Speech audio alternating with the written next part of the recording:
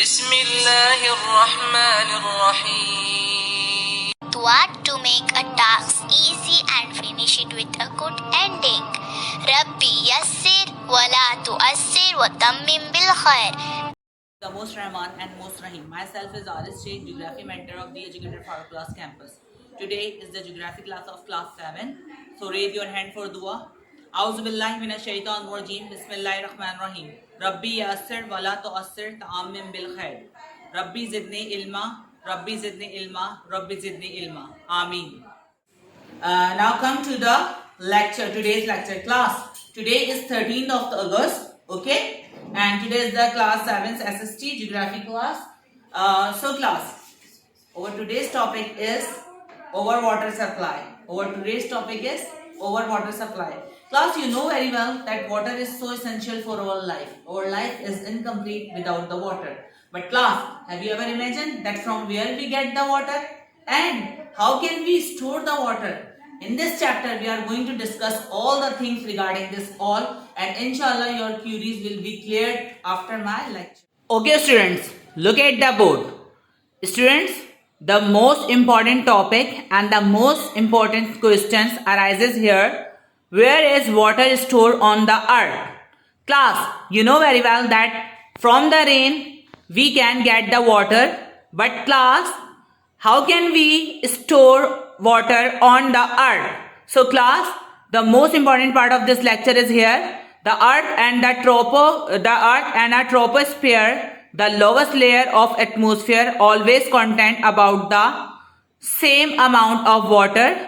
This water can be in a different states. Class, you know very well that water have three types of a state. Number one is a solid. Number one is a solid state. And the example of solid state is ice. The example of solid state is ice. Number two, water is also found in a liquid state. Water is also found in a liquid state. The example of liquid is simple water.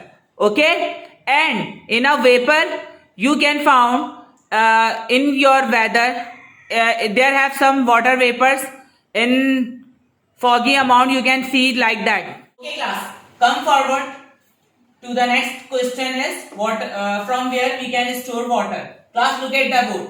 Class, water can be stored in a different places. For an example, we can store water in our oceans. We can store water in the seas. We can also store water in the lakes, rivers and glaciers.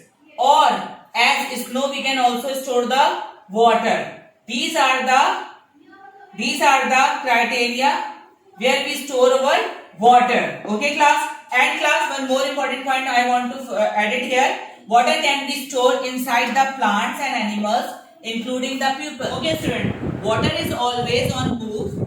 The same water keep going round and round. This movement of water is called water cycle. Okay class, come to the page number 32. Yeah, on page number 32 there are a diagram of water cycle. Open, please open it.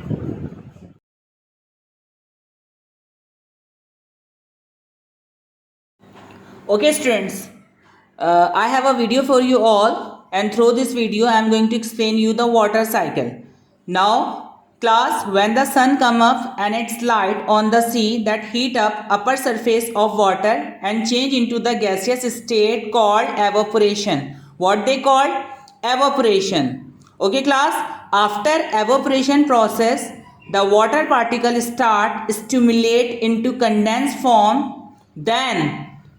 Then condensation process occur. Then condensation makes cloud with the droplet of rain. These rainy clouds move over the land, the droplets down the earth and flow back to the, and then through the cloud we can we can get the rain.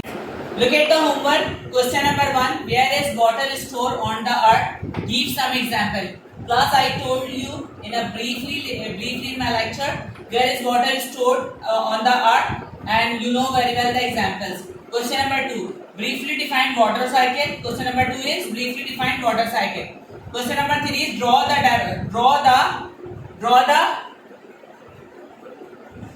Draw the